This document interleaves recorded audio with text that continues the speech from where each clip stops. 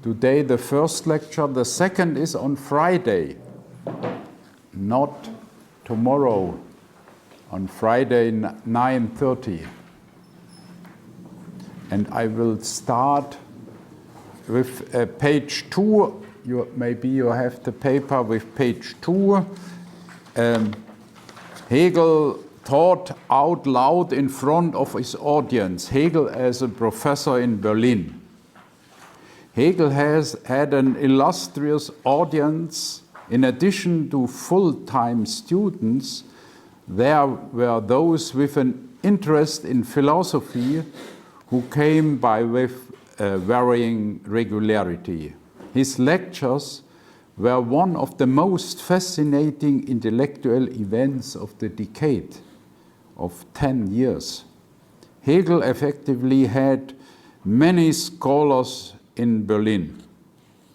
His most noteworthy followers include the poet Heinrich Heine and the philosopher Ludwig Feuerbach, who would continue to respect Hegel even as they turned into very different kinds of thinker.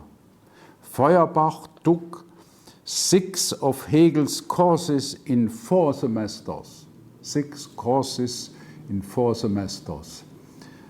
And every lecture was in a week.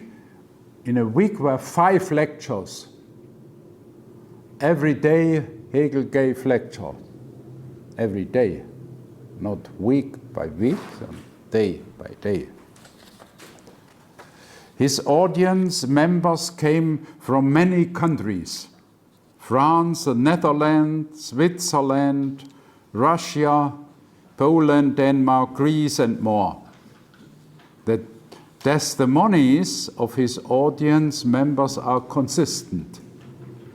Hegel was no gifted orator. His speech was neither fluid nor clear. He spoke haltingly, riffled through his papers, smoked, croaked, and coughed. He spoke as though he were talking loudly to himself, a kind of thinking improvisation. He thought out loud in front of his audience. But the content of his speeches was magical enough. The room was utterly silent except for his voice and the rustling of quilts. His hard shell concealed the sweet fruit of a complete philosophical structure with incredible consequences. As soon as he had formulated a thought, he would give lectures of unprecedented magic, expensive pearls which Hegel had pulled out of the dark cosmos. Hegel's success and polemical statements are inspired jealousy, hatred, and rejection. Hegel had friendly, collegial relationships, page 4, relationships with many fellow intellectuals, but he also had influential enemies, like the professor of law Savigny and the theologian Schleiermacher. The nobility correctly did not find Hegel to be a Prussian political philosopher. In fact, he was one of the most philosophically dangerous enemies of the Restoration. In 1827, Schelling declared that you could not destroy the hydra of Hegelianism and his pantheism. For this, in 1840, he was called to Berlin to be Hegel's successor, which did not work out. Hegel's student Otto described the cliquish tyranny of the Berlin aristocracy. Friedrich Nietzsche would write that Schopenhauer, quote Nietzsche, through his unintelligent anger, brought it upon Hegel to break the entire last generation of Germans out of German culture. Still, Hegel had tremendous success as a teacher. His Berlin lectures ensured his world fame. Hegel's teaching during this decade was the real light of this great institution, the Berlin University. It was the Berlin students who recognized him the most. Quote, impressive fact, the walls of the university were decorated in chalk or pencil with Hegel quotes on the walls of the university.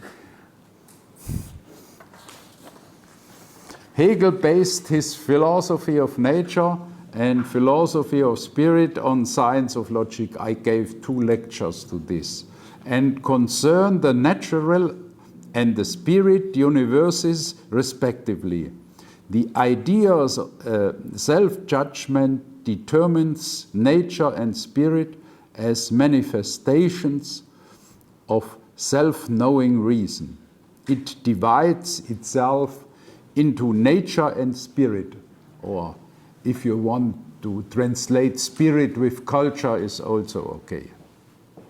Nature as the process of the idea that is about itself, outside itself, objective. Spirit as the process of the idea's self-determination. The idea, remaining about itself, does not destroy logic or nature. The 3 parts of the encyclopedia give logic, nature, and spirit new conceptual content.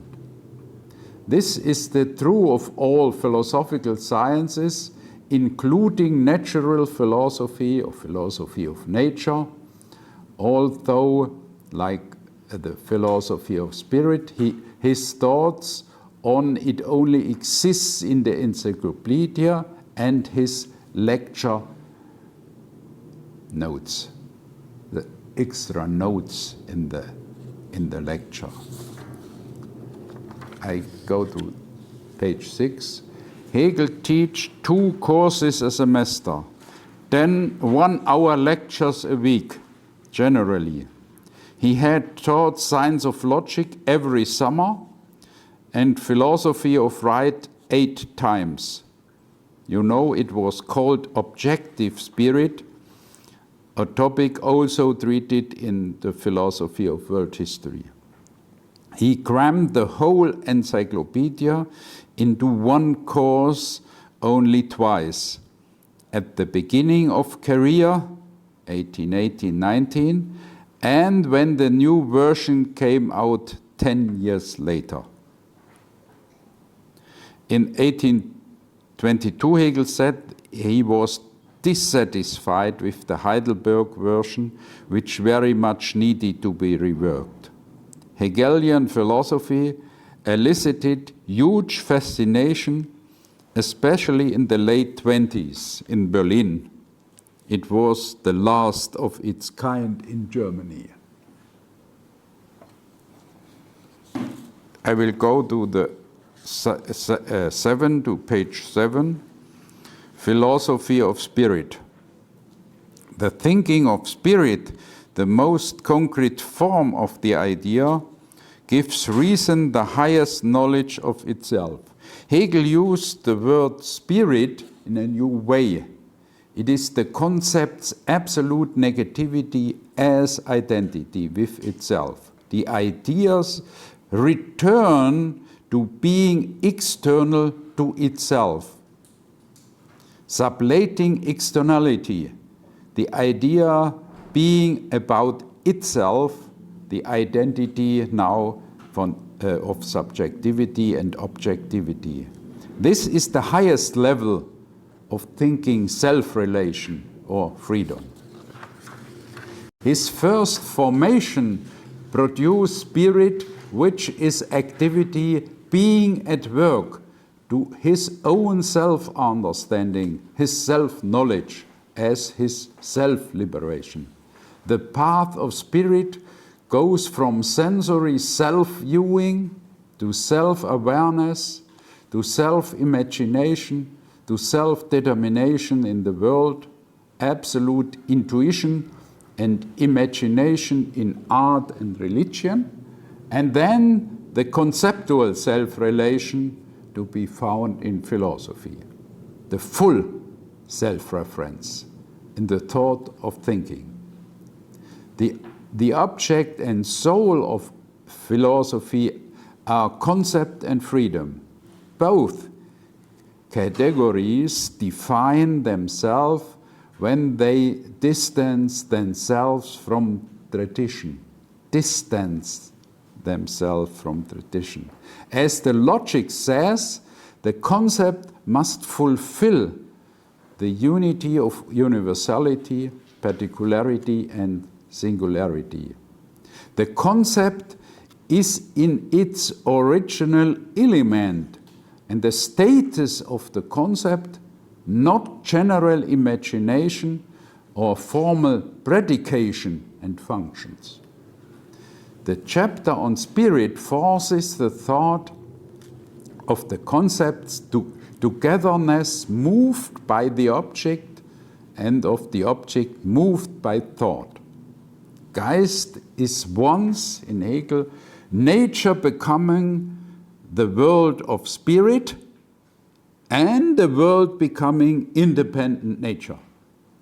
The identity of making and finding the world.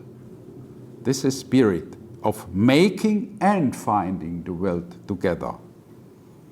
It is methods of cognition and activity and their stages of development.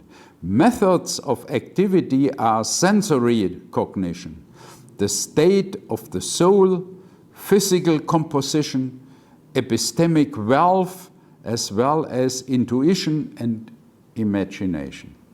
Practical forms like sympathy or cheerfulness, desire, passion, need, arbitrariness, will and action, personality, morals, family, economy, state, world historical events, works of art, and world religions. This broad meaning, broad sphere of Geist, of spirit. Insofar as people know the forms of spirit, they have not yet recognized them. They have to be brought to and measured by their concept, whether methods of activity or freedom, which includes failure as a possibility, whether coming from the soul's craziness and arbitrary or wicked actions, or from mistakes and perversions in political and religious realms. Spirit, in a broad sense, thematizes the universal realm of culture. That's why is a possible translation is culture. It's not so exact, but it's possible. This includes the elevation and conservation of nature, such as in anthropology, sensory cognition, symbolism, natural components of people, need, well-being, sustainability, the natural foundations of history, etc. The spectrum spans 3 stages of philosophy of spirit. Hegel's encyclopedia only formulates the basis for singular realms. All these sciences have the task of developing their own logical composition. Each object requires its own forms of examination. First, subjective spirit. This is philosophical anthropology, phenomenology, and philosophical psychology. Objective spirit is the philosophy of right. And absolute spirit, philosophy of art, philosophy of religion, and philosophy. Very short to subjective spirit. This part lies between the conclusion of the philosophy of nature and the beginning of his teaching on objective spirit, the subjectivity of the concept and free will. Subjectivity starts out meaning I, pure self-relation, connecting to the transcendental, original, synthetic unity of apperception, Kant, the most important insight of transcendental philosophy. I, as the simplest, minimal thinking subject, is abstract freedom. Subjective spirit, still the internal realm of Geist, of spirit, of the concept, whose existence is the concept, makes the abstract formal freedom of I become freedom in the form of the desiring. I-ness or selfness, a determination of the cognition of the selfness, no empirical, individual psychological self-discovery. The I, a kind of selfhood which only humans possess, so far as we know, like you can find in Kant, this involves the unity of universality, particularity, and singularity. This is Hegel. I can mean this singular speaker and not all the others. All the others people, but all the other people also are I. So that the category is universal, the thought as subject. I is the pure concept itself, come as a concept to existence. The subjective spirit becomes the concept of the free spirit, free will, passing through stages of self-esteem, self-certainty, and recognition, immanent intersubjectivity. Then imagination, memory, reason, and practical wealth. Thought appears in the frame of philosophical psychology, the highest level of subjective spirit, its usual subjective meaning as a deed of spirit, among others, alongside the senses, intuition, powers of imagination, as well as desires, which prove to be just appearance, for thought is inherent to all the action of the I. Selfness develops in the inner cabinet of spirit as active cognition, constitutes important foundations of the concept of freedom, like, for example, responsibility for actions, basic epistemology, a theory of symbols and signs, and a theory of language. The subjective spirit also conforms with Hegel's principle of the unity of the theoretical and practical, connected with the epistemic and voluntary. Theoretical and practical actions must be differentiated, but not as a dualistic wealth. The theoretical is in the practical. There can be no will without intelligence, nor can there be theory without desire. We do because we think, Both moments are present in all action, whether in thought or desire. The theoretical has a positive finding as universality. In the practical, the object is through me, a changed finding, recognizing reason, and free will are not strangers to each other. The objective spirit is also of relevance to the subjective spirit. The premise for objective spirit, free will, or the concept of right, the new starting point, comes to be in the science of subjective spirit. I go to the middle of page 12. The concept right and history, objective spirit, comes to be through the constitutive meaning of freedom. These are stages in which spirit self frees itself, and the goal is to make it free. Free spirit, and so the science of the objective spirit begins. A spirit which is objective to itself, and so begins right. Hegel emphasizes the enormous difference between that spirit is to itself and its becoming for itself.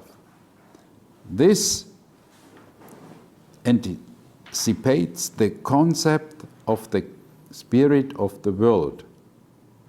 The category of right, in the sense of a permission, brings the argument to its decisive point. All that which is not legitimized by the concept, temporary existence, external randomness, mere opinion, insubstantial appearance, untruth, disappointment, pure arbitrariness, does not arrive at the predicate of reality, has no right. The subject arranging free will has the task of freeing itself, so fulfilling its determination, its concept, insofar as it is a work of right and freedom, insofar as it is a work of right and freedom. History may be progress in the development of freedom. It certainly is not forced by a higher power or otherworldly being. The spirit of the world represents progress towards freedom and reason. From subjective to objective spirit, free spirit and reasonable will. The paragraphs 481-82 of the 8030 Encyclopedia on the free spirit formulates free will, which is free will for itself. The concept of freedom is always at the core of the encyclopedia. Theoretical and practical spirit find unity in the concept of free will. The universal, exclusive determination of the will is its freedom.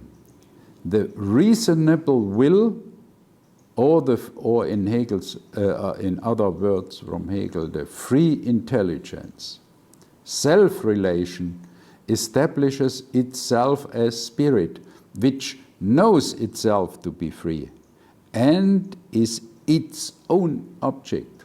Its own object. Freedom is strong because the distinct essence of spirit expresses itself, recognizes and wants itself. The individual particular, who is also universal, has infinite value, being a thinking and desiring spirit.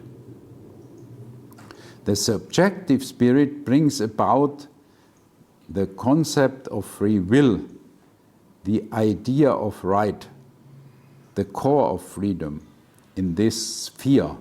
Freedom must become an idea, or in Hegel's world, a reality of the world, a system of determination. In this higher stage of self-relation, a world constituted by the concept of freedom.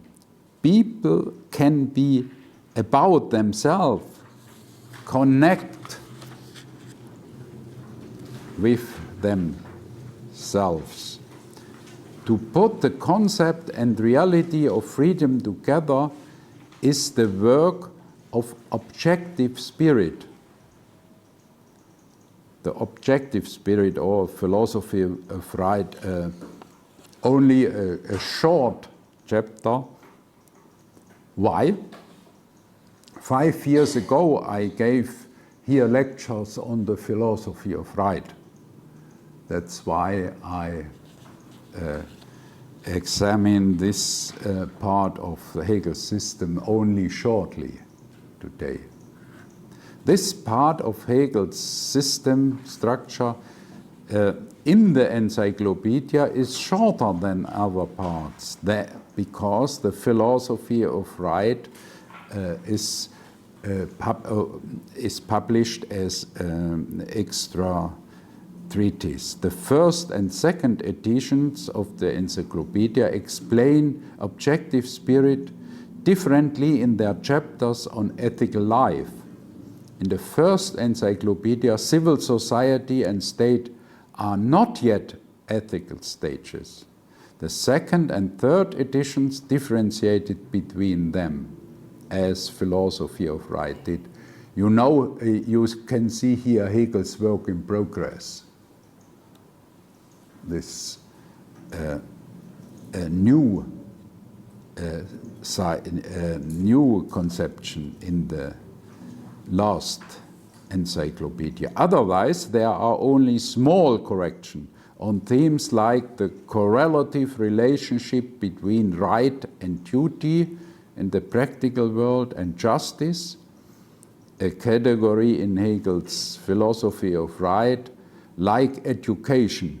Education and justice for Hegel are the way to freedom. Abstract, superficial determinations of freedom and equality are, so Hegel, insufficient. A one-sided abstract principle of freedom dismisses inequality. Only examination of their concrete content can legitimize equality, inequality, and their reasonable interaction.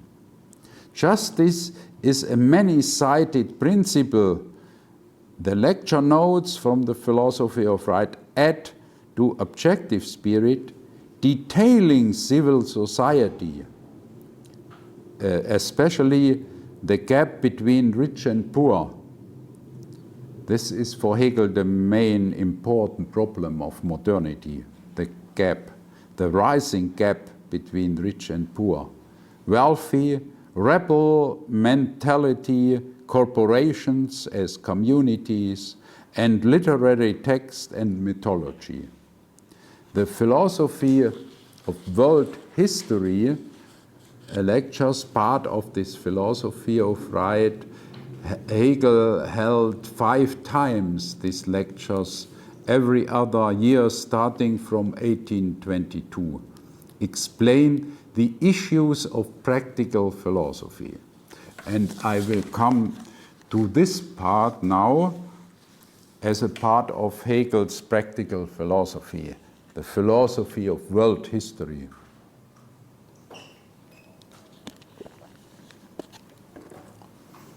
Hegel's philosophy of world history as a thoughtful examination of human affairs from the point of view of freedom. In December 1822, during his first lectures on world history, Hegel wrote that, quote, was very interesting and enjoyable work reviewing the people of the world. The study of world history leads Hegel from objective spirit to absolute spirit. This is the bridge between these two spheres. The most concrete reality of spirit is history, world history. All kinds of spirit, subjective, political, artistic, religious, and scientific. Hegel examined states using his new theory of time and space, founding the closeness in space of states and the following of events in time on memory. Memory is the main fundament for history, to write history. But the most theoretically innovative parts of his approach to history were the emphasis he put on freedom.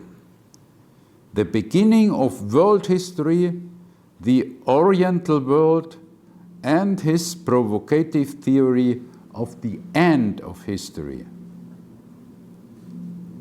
Hegel steals the political triad internal constitutional law, external constitutional law, and world history from Kant.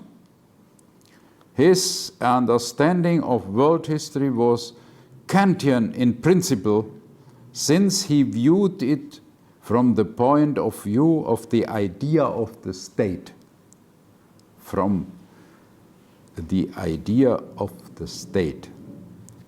Then he has a conception based on recognition, where states are not just participant in global civil society, but belong to a universal human status, human state made by mutual recognition of free individuals in a people, a conception of interpolitical, international recognition.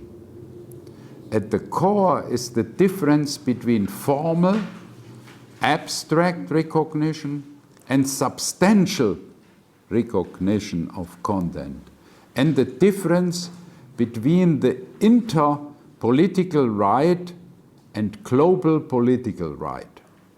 Substantial recognition is in a concrete and roughly equal stage of recognition.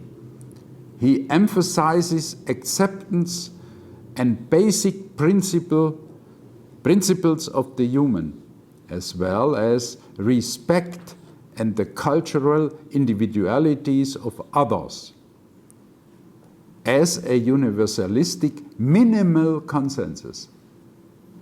According to Hegel, substantial recognition is possible only between modern states, whose basic principle is individual particular freedom, a free civil society. He sees the difficulties in representing such general identity and points to different historical and ethical formations, differences of cultures and religion. And religion, being for Hegel the core of culture, can be an obstacle to recognition. In paragraph 259 in the encyclopedia shows the world history to be third moment of the idea of the state, a universal idea of the state, spirit, which has, in Hegel's word, has its reality in the process of world history. In world history, the state is the immanent conclusion, the final form. Historicity is part of the concept of the state. The object is the concept of freedom in its historically real self-formation. The contract is not enough. Hegel examines global civil society, the overall context of the state. One of the most important results of philosophy of right is that the theory of right not only gets its start from the science that came before, but also flows into the future. The next steps. The thought of rights fall into the currents of world history, where philosophy of objective spirit culminates. The basic object and leading principle of history is spirit, its essence, the concept of freedom. World history represents the principal stages of development, in Hegel's quote, whose content is consciousness of freedom. Consciousness of freedom. The Berlin lectures were not intended for publication, at least not until 1830, but the different editions and compilations they contain to give insight. One could fill a book with people's misunderstanding and misguided accusation concerning Hegel's philosophy of history. They are attempts to paint history as a series of accidents, totally arbitrary. Yet they try to get rules, thoughts, and enduring things out of it. This is patently empty bubbles, a priori constructions, a trick of the fantasy. They make fun of his great narratives. Petty historical positivists misunderstand the theoretical content of Hegel's historical provenance substantially. Hegel's basic theory of history is that it is a development of the concept of freedom. The thought structure of objective spirit and world history are the basis for freedom. Global civil society is a universality beyond all ethnic and cultural particular individualities and limits.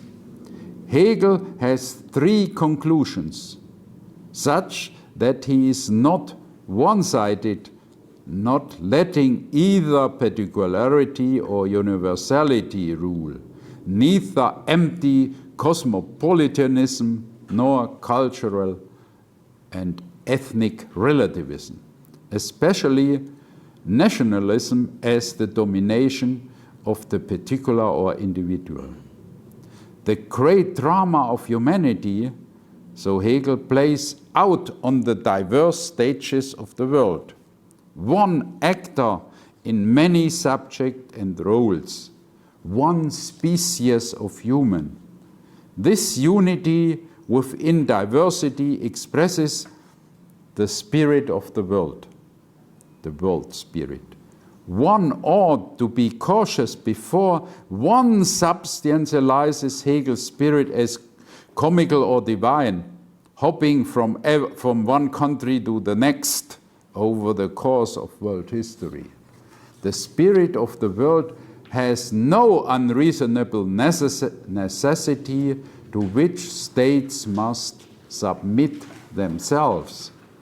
Individual particular states' desires constitute the world. Necessity comes from desire, action, freedom. Its fulfillment lies in actions from the point of view of freedom. From the point of view of freedom, as well as the possibility of freedom failing. The concept of the freedom is the standard of judgment of individual states' justice, a kind of historical justice. World history as the scales with which to measure the world. Individual particular states within a universality must compare their particularities with each other. The universal spirit relativizes the ethical life of ethnic and cultural relativism. Insofar as freedom is the content of right, the freedom of spirit developing in world history gets successive freedom. World spirit is no mega subject, no, but the individual, no God or such being, but the individual particular states which embody an overarching principle in the way they come together. Only in the form of power which belong to agents can the world spirit have ethical substance. So it is a power which causes ethical subject to develop laws. End of the quote. Hegel conceptualizes philosophy of history as a reconstruction. It's not a narrative of the old history, not narration. It's a reconstruction, a construction of human events under the guideline of reason. The structure of this reason is processual self-determination, freedom as a developing self-relation. The moment is both the start and the end of the development of this freedom. Humans are responsible for developing reason and freedom. The philosophy of history examines human events. It represents the reason in world history. Hegel criticizes religious and theological perspective, theodicy and faith in providence, an understanding of history as a comedy of errors or a novel or odyssey. Hegel only uses such words like divine tragedy, drama, theater, painting, and carpets only as metaphors. Only as metaphors. Everyone who is concerned with history goes beyond the given. It's a construction. No historical author is passive. They use their categories as a lens for the events. Philosophy of history is again a reconstruction of events through the lens of reason, for the purpose of conceptualizing the present. World history is a moment in the idea of the state as the highest form of consciousness of freedom. World history, that's why, is a history of states. Clear deeds and determinations occur in the state, and so does clear awareness of them. The capacity for preservation also comes from the state. There is no history as thoughtful remembrance without these. The state, based on a universal determination, conserves reasonable deeds, which memory makes last, creating time and history. Memory creates time and history. This is very important for Hegel, no other. Not the events alone. Our memory creates the time in history. The world spirit is the richest for Hegel and most concrete ethical substance. And it comes from a history of human culture, which is fighting against itself, estranging itself. This does not come about smoothly and easily. History has deep rifts. Hegel, quote, of the most noble structure, it looks like a shambles and seems to sacrifice the virtues of the people, so Hegel. Hegel is not a thinker of imperialistic cruelty, leaving the cannon fodder cold, so the Spanish philosopher Ortega y Gasset. Human history is not a Pandora's box or a street which the devil plasters with ruined values, so Max Weber. No, for Hegel. lack of understanding and violence sacrifice the happiness of many individuals and peoples on the broad altar of history. Many ideas break on the cold shores of reality, and a terrifying picture forms when the most wonderful, beautiful forms fail. Yet, history is simultaneously the play in which diverse living structures freely form. The principle of the modern state is where Hegel realizes universal freedom. The state realizes the concept of free will. Free spirit is the modern perspective. The determination of stages is logical in its universal nature, to be formed concretely but in the philosophy of spirit. There are the same three stages. First, freedom of singular particular, then freedom of some particular individuals, and then universal freedom.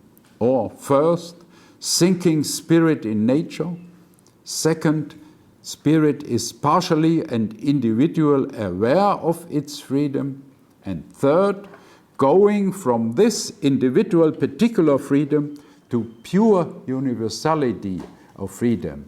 These are the three stages, very short here, but 3 stages of world history. It's a construction. It's not a narration, simple narration of history. Hegel historically represents the principle of substantial spirit where singularity is not justified to itself through the Oriental world, but it is the basis for the history of all states, of all. Power takes the form of a single empirical self-consciousness, a particular individual as absolutely universal, all determining. Nature is the isolated singular, the particular. The second stage, substantial spirit, represents the beautiful ethical particular, the noble ethical life, the Greek paradigm. The principle is isolated. Exclusive particularity is at the core. Determined individuals, meaning the citizens of a polis, of an antique polis, arranged political power. In ancient Rome, conscious being for oneself became abstract universality and the opposite of spiritless objectivity. The infinite destruction of ethical life in the extreme of personal private self-awareness, self-consciousness in ancient Rome, and abstract universality, only abstract. Formal right, the religion of effectiveness, and the principle of the emperor show this. The modern world, the third stage, returns to the first substantiality and combines subjectivity and objectivity into the objectivity of self-aware or self-conscious substantiality. In the modern world, truth becomes thought, conceptual thinking, legal reality, right, the principle of subjectivity and self-conscious freedom. I come to the last part, the Oriental world as the beginning of history. There are more than 2 layers, ancient and modern, to world history. World history begins in Hegel with Asian history, which is why Hegel was very preoccupied with China, India, and the Middle East as the turn of the 19th century. Hegel quote, we only recently gained sources of information about India and others, and with every step which increases this knowledge, all things that we previously thought we knew show themselves to be unimportant, wrong and useless. Its literature, science and art are recently discovered new world for us. New world, that was Asia. Yeah. His philosophy of history, scientifically informed, started with Asia, using historical sources and critical examinations to conceptualize reason. People often accuse Hegel of Eurocentrism, but Hegel did not in fact understand history this way. First, he overcomes the old ancient modern dichotomy, ancient and modernity. This was the old structure, the old paradigm. The substantial natural spirit of the East, according to Hegel, has no justified singularity and therefore is the starting point for the history of all states, not only of Asian states. Second, Hegel preferred states which supported freedom irrespective of culture. He attacked ancient Greece, Roman, Christian, and modern European unfree states. His standard is not Europe. His standard is freedom and humanity. Cultural relativists who deny the general relevance of specific cultures support what they think to fight, making an absolute of each individual, a tyranny of singularity. Hegel has had a more seriously thought out understanding of relativity and the structure of the concept. Third, Hegel wrote about the influence of the East on ancient Greece, attacking the notion of Europe's cultural superiority. Against, Hegel proves that Greek culture was both imported and their own, imported also, and exposes the still existent prejudice that things from one's own country are superior while the traveler is inferior. The ancient Greeks were remodeled models. Hegel points out the Eastern origin of many Western discoveries, like the alphabet, the agriculture, the iron, the oil, mathematics, and astronomy.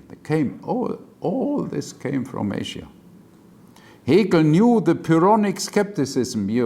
Maybe you remember the Pyrrhonic skepticism was Greek and Indian, the equivalent of Buddhism for Greece. Fourth, Hegel gives European culture credit for developing the concept of universal freedom, which it did. But European culture is the result of global cultural synthesis. And the fact that it developed the concept of freedom is a historical coincidence. So was the presence of engineer in England, France, and Russia who made the steam engine parallel, or the fact that it was Newton and Leibniz who created infinitesimal calculus parallel.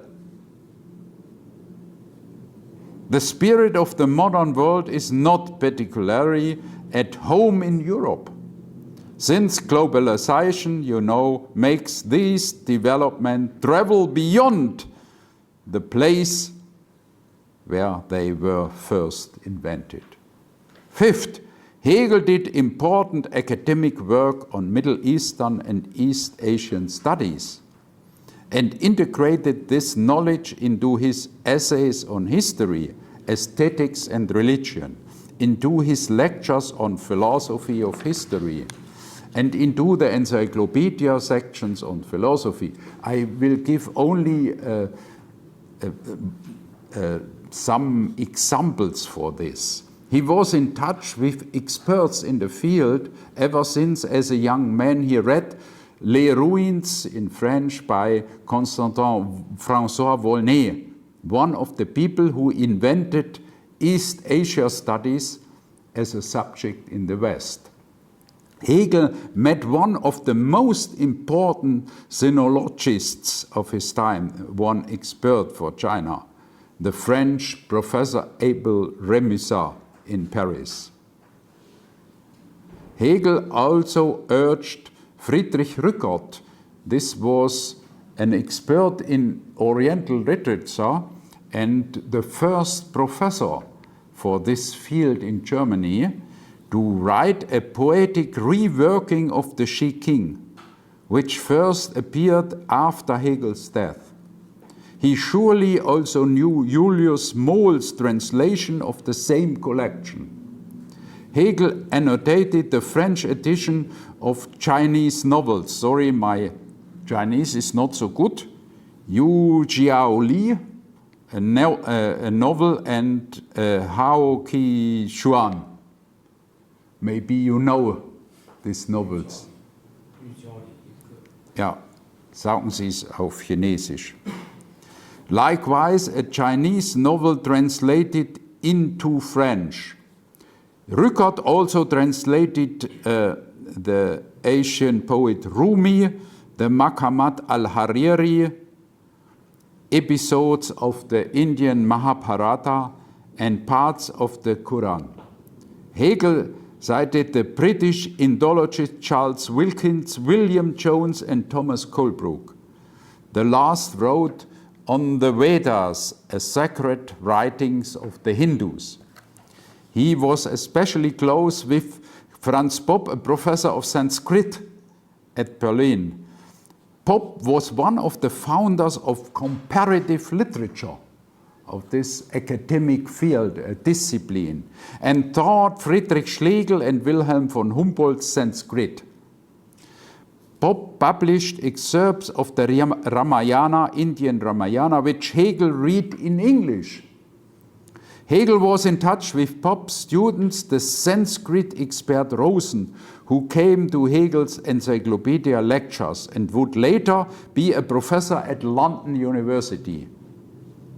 Hegel read the Schlegel brothers' Indological works, Friedrich Schlegel's The Wisdom of India, with excerpts from the Ramayana, Bhagavad Gita, Mahabharata, and Shakuntala, and August Wilhelm Schlegel's translations of the Bhagavad Gita and parts of the Ramayana. Hegel wrote in his diary that he critiqued Humboldt's reviewed on the episode of the Mahabharata known by the name of Bhagavad Gita, calling it an essential enriching of our knowledge about Indian methods of representing issues of the highest importance to spirit.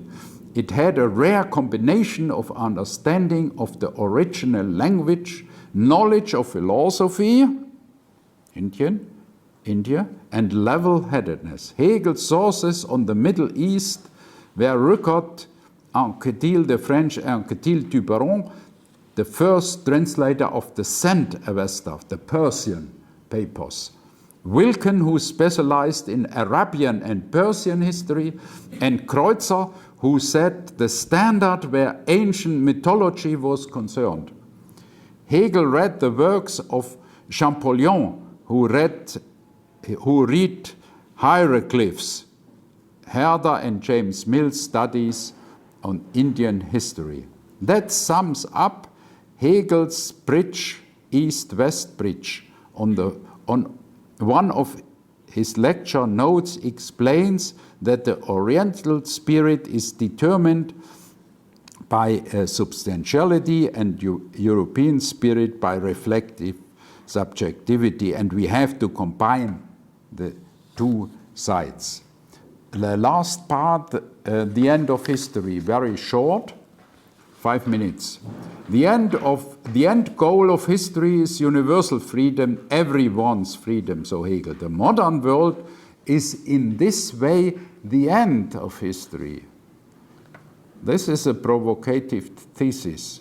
The modern, like the end of art, the modern state, the last state, has the ability to fulfill the principle of subjectivity as the independent extreme of personal individuality and at the same time bring it back to a substantial unity. Free will is the substantial basis of these rights, brings us to the last stage of world history, to the form of spirit today. The modern world is this level.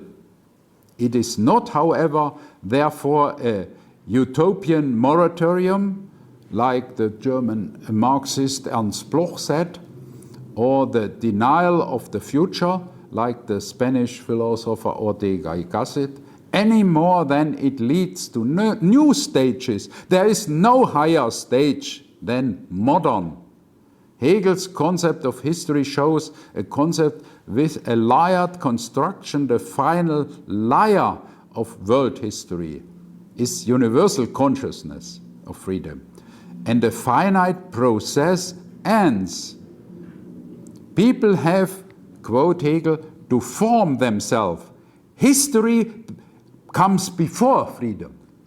History is also the prehistory of humanity. The end of history does not mean human affairs will come to an end, nor that everything will be perfect, an earthly paradise. Human affairs in the modern world will involve globalizing essential life fulfillment. The modern principle of freedom enters consciousness, awareness, and then the real world. The concept of freedom takes on a fitting form. The end of history is the global formation of freedom. And that is when freedom begins its life in earnest. Spirit lies aside now in 7-league boots. Only recognition and the universal realization remain as the true principle of human communities. The end of history then is the true beginning of human existence. That's the reversal in Hegel. It's not the death of history, it's the true beginning of human existence. The start of an era in which the human, the absolute human, is the new, highest and ultimate divinity, so Hegel. Essentially, Hegel understands modernity as the free existence that is truly built by humans. The thought of freedom, along with institutional cultural formations. In principle, freedom should orient human communities. This is Hegel's only theory about the future, only sentence about the future. He promises no paradise on earth, nor does he claim to have mystical visions of the future. He writes about freedom as the conditions for humanity. He also emphasized thoughtful examination of human affairs was a new value. The end of history requires people to constantly determine freedom in new ways and constitute it in new forms. Reasonable, free and cosmopolitan thinking, so Hegel, can help people to learn to live freely. Thank you for your patience. Thank you.